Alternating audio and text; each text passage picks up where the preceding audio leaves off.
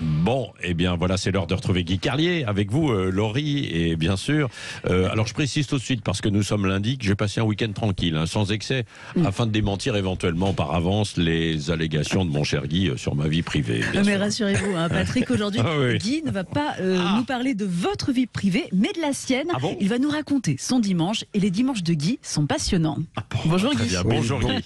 Bonjour Laurie, bonjour Patrick, bonjour à tous. Oui, passionnant, c'est bien le mot pour qualifier mes dimanches. Tiens, par exemple, hier après-midi, j'ai regardé à la télé le match de Ligue 1, Clermont-Ferrand-Nantes, une affiche allongée sur mon canapé, lorsque ma conscience m'a dit dis donc mon grand. Oui, ma conscience m'appelle mon grand, ça fait au moins quelqu'un qui s'adresse à moi sur un ton affectueux, n'est-ce pas Patrick? Donc, dis donc mon grand, m'a dit ma conscience, tu devrais prendre l'air et promener le chien pour faire les 8000 pas quotidiens nécessaires pour se maintenir en forme, surtout à ton âge. Ouais. Bon, alors à cet instant, évidemment, je me suis embrouillé avec ma conscience. Comment ça, à ton âge, ça veut dire quoi?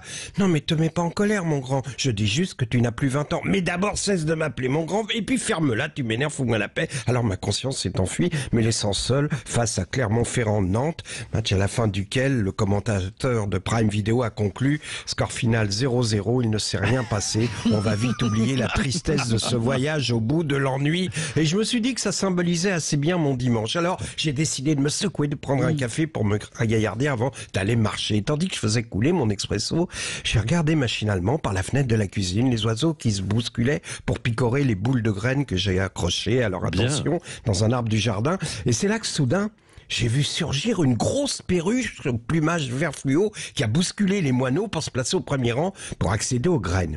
Cette scène m'a instantanément rappelé une image gravée dans ma mémoire. Mais oui, bien sûr, l'intrusion de cette grosse chose verte qui passe devant les autres se retrouve au premier rang pour aller à la soupe. C'est Roselyne Bachelot le jour de l'investiture d'Emmanuel Macron. Vous vous rappelez cette robe verte improbable? Quoi qu'il en soit, la présence d'une perruche dans un jardin argenté, phénomène surprenant. Alors, je suis allé chercher des infos sur le net et j'ai appris que ces perruches, loin d'être des petits odios sympas, sont en réalité des prédateurs qui sont arrivés chez nous pour être vendus dans les animaleries il y a quelques décennies déjà, dans les années 70. Mais une centaine d'entre elles, à l'époque, ont été relâchées par accident à Orly et avec le réchauffement climatique, elles se sont très bien acclimatées. Elles prolifèrent, mettant en danger la biodiversité. Quoi qu'il en soit, après Clermont-Ferrand-Nantes et des heures passées à étudier les perruches, j'ai compris que ma conscience avait raison.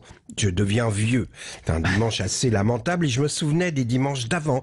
Quand je faisais de la musique avec des potes, quand on allait jouer au foot à Bagatelle, quand j'écrivais des chansons, que j'allais à Hérouville les proposer à Jacques Higelin. Je me souviens des concerts qu'on allait voir, des heures passées ensuite avec des amis à refaire le monde. Un peu comme vous, Laurie. Hier, vous êtes allé au théâtre. Votre frère devait vous accompagner. Il a été empêché. Et vous avez donné son billet à une jeune fille qui cherchait une place. Et en sortant, vous êtes allés prendre un café, toutes les deux, et vous avez parlé pendant des heures. Et vous commencez cette semaine avec une nouvelle amie. C'est beau ce moment où deux vies se rencontrent et commencent à faire un bout de chemin ensemble. Alors, merci Laurie de nous rappeler à quoi doit ressembler un dimanche. Hein, Patrick, l'aventure des dimanches, vous connaissez ça, vous? Ah là là, mais je parle.